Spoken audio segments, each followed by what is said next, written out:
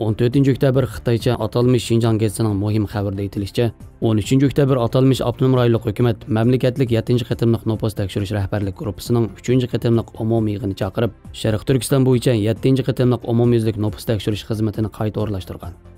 Mazkur yig'inda bu qatimliq nopos tekshirishning Xitoyning yaqinqi davlat ahvoli va davlat kuchini tekshirish, nopusning o'zgarish va taraqqiyot ahvolini egallash, atalmış Şinjanning taraqqiyotini ilgari surib, uzoq muddatli muqimlik va amallikni ishga oshirishda o'ynaydigan muhim rol ekanligi ta'kidlangan.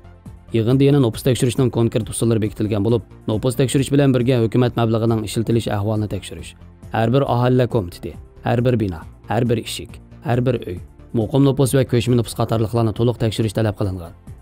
Kuzatuvchilarning qarashicha, Xitoy hukumati uzundan buyon Sharq Turkistondagi Uyg'ur va boshqa musulmon millat qatorliqlarning noposini qattiq cheklab, nopos aziltish siyosatini yurgizib kelgan bo'lib, millatlarning ko'payishini o'zlariga tahdid deb hisoblagan. Shundaqla har qatimliq nopos tekshirish natijasini milliy siyosat belgilashning asosi qilib kelgan.